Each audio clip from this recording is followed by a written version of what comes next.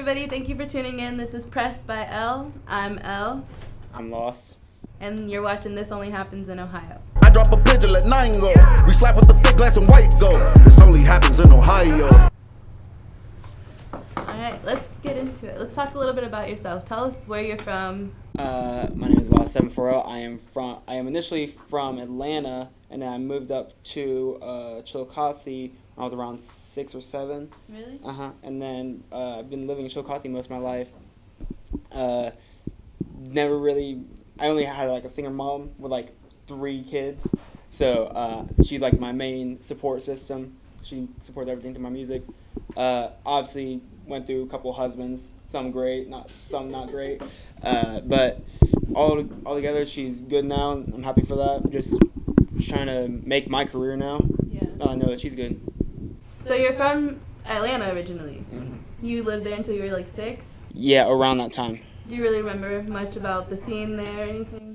Not really. Just from what my mom told me, we were living in a house with like 4 other people. We were staying in the basement there. And then she just eventually got enough money from bartending and saved up, and we moved to Chillicothe, where most of my family is. Okay.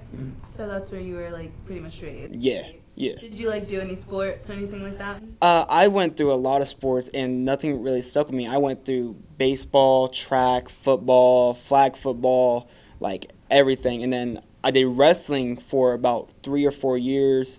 I was really into that, and then I just decided it wasn't it for me anymore. And then I took like a major step down, and I just went in the drama club. Wow. Yeah. So from wrestling to drama. Mm-hmm. Yeah. That's how I really got into, like, I was already like interested in acting and music and everything, and I just kind of pushed it more forward. I remember my drama instructor being real upfront with me. She's like, "I love you, but you're so tone deaf." I was like, all right, I get it. Yeah. And so, yeah, she kind of just pushed me to develop more of a sense of music and everything, and now I use that mainly for today when I make music. That's awesome. That's a cool story. Did you have like a play that you were in? Oh, I did so many. I was in Chillicothe Civic Theater's Willy Wonka. I was in The Little Mermaid. I played Chef Louie. I was in Once Upon a Mattress. I played the main character, which is a giant mama's boy who's like 30 years old. And you're gonna say a giant mattress. Nah. But yeah, I've been in a lot of different stuff. No. So, like growing up and stuff, it sounds like it was not like the easiest situation to be in with your mom and everything like that. No, it definitely wasn't, because I'm the youngest of my 2 sisters, and so she'd be at work working 2 jobs, and then I'd be at home getting abused by my sisters. But no, and then eventually she married a guy named Bill, who was a living hell for about 11 years, an alcoholic, constantly quitting his job, getting new jobs, tearing up shit in the house. Like, I remember one distinct moment where I was a little kid and I came outside and he's just drunk, like stomping my mom's car in with his steel-toed boots and stuff. It was just a bad time for all of our lives. And then he finally left, and she got with her new husband, which is a great hillbilly guy. Treats her right, so that's all I'm happy for. Well, that's good. Yeah. It's nice that she's grown from that and was able to find somebody that Yeah. better. Yeah. I guess when you were going through the rough parts of life, like what was your outlet? Really, I say the main outlet I had was like Eminem, because that's who I listened to for majority of my childhood. Like, I remember I went a whole year just listening to Recovery, and it was a clean version too, because my mom was the type to put the restrictions on my phone. So I listened to a whole year. I listened to the clean version of Recovery by Eminem. So like I would know like every single word to those songs, and then I just grew from that. Eventually got into today's culture with all the new artists that are out, and just finding a lot more influences. But music really like spoke to me, and especially with Eminem, because he always talked about his dad walking out or his hardships in school, getting bullied and everything, and a lot of stuff he said I really related to, so I just stuck with him. And then obviously once you listen to somebody for so long, you gotta move on. So you gotta find new music, which that's always a great thing to do, because you get more influences. Yeah, you grow from that and you take your influences and you apply it to your life. Yeah, and like obviously he's still my number one. Like I'd put him above any rapper today, no doubt. But like he has gone down with his music, but still love him. You still Eminem though. Yeah. That's awesome. So, tell us a little bit, I guess, about how you got started actually making music.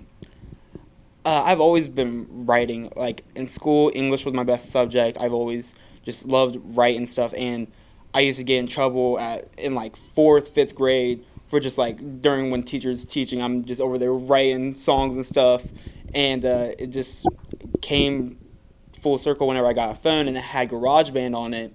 So I was like, cool, I can use this to make beats. So I started making my own beats, plugging in the little dongle to the thing, using a mic I got on Amazon, recording in my closet, and like put a blanket over my head so like the sound stays in there, just making sure I can get the best quality I can out of this one phone. And I just started releasing that stuff to YouTube, only going by the name Lost. Like obviously now I go by Lost 740 because there's like 300 other people named Lost on Spotify. Yeah, explain how you got like your name. My psychiatrist actually gave me my name.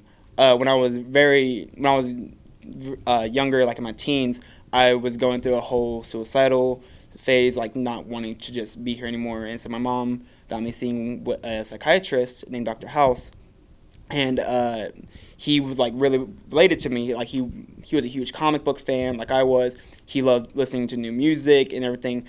And so he one day just asked me like what I wanted to do, and I gave him two answers. I said, well, I either want to be a video game designer, like make concept art for video games because I thought that would be dope, or a little bit. I just doodle every now and again. And then the other answer I gave was a rapper or an artist. And so we started just brainstorming names, concept ideas for albums and everything. And we just came on the name Lost. And he was like, I think that'll be good for you. And I was like, screw it, I'll run with it. Yeah. How old are you? I am 19. Next month I'll be 20. Yeah. Wait, when did you graduate high school? 2020. Wow, last year? Mm-hmm, yeah. You're youngin'. Mm-hmm. Wow, so you're fresh in the game. Oh yeah, I've been making music since late in my sophomore year of high school. I started releasing that to YouTube and everything, and actually I'm thankful for COVID, because if it wasn't for COVID, like I would still be in school. Because when COVID happened was when Lev Jordan, he's my buddy, we went to the same school together. Yeah, love Lev. We went to the same school together, and he was like, hey, I'm going up to my studio to work on some stuff. Do you want to come with me and see how it all is? Because we'd already been chatting about like music and everything back and forth. I was like, hell yeah, I'll go with you. And so we went up there. I met a lot of people that I love working with today. Von Graves, Jay Mills, just the whole music team. Awesome. And then that's when I started taking my music more seriously, developing full projects, and I now have all my songs on all platforms. Wow, that's a big step for you. Oh yeah, it was great. How many albums or projects do you have out? I have 2 projects. My first project was The Lonely Stoner. That's where you see a lot of influence by Eminem in there. And then my second album was Animal Instinct, which had a ton of great features, and it showed more of a melodic side. And then right now I'm just working on my third project, The Lonely Stoner 2. Yeah. Mm-hmm. And I know nobody really has heard of like your music, but Mm-hmm. I'm just gonna vouch for you. His music is really dope. Thank you. He sounds like a rock star. It's cool. Thank you.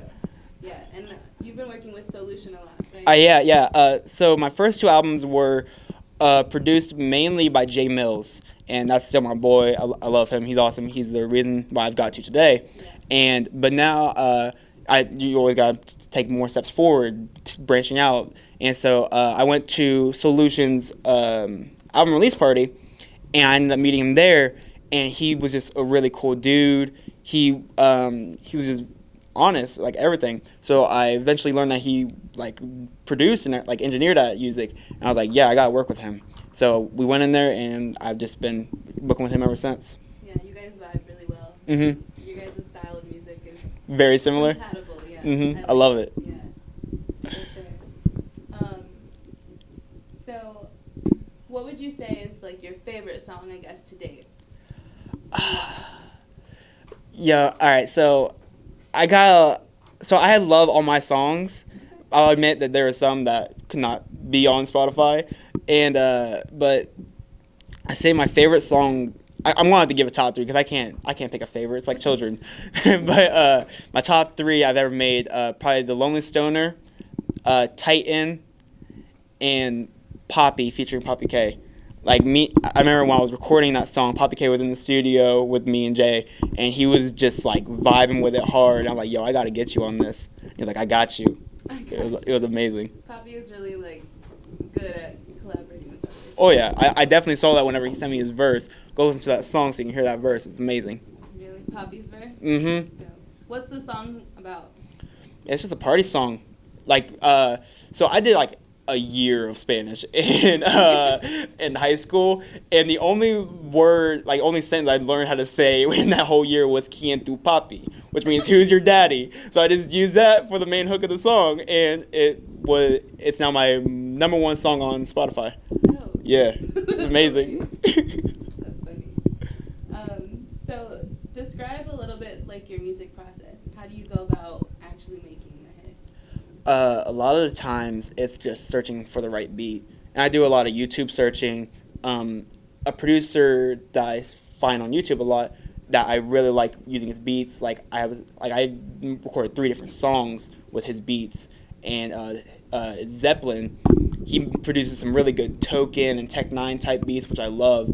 So I use those a lot. But writing is just whatever comes to me whenever I hear the beat, and then once I get that like single phrase or flow or something, it's usually just when I'm driving or when I'm working at work, just throwing boxes inside other boxes.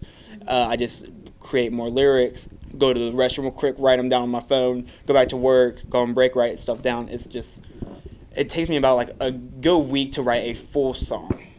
Are you working a job right now? Yeah, I work over at Walmart Distribution, Okay. and I work 3 11-hour shifts there, which isn't bad. Yeah. And so I have Tuesdays through Fridays off, so I use those days to my advantage to just work on music, go to the studio, record anything I need to do. Right. That's awesome. You have like a schedule. I drop a pistol at 9 go.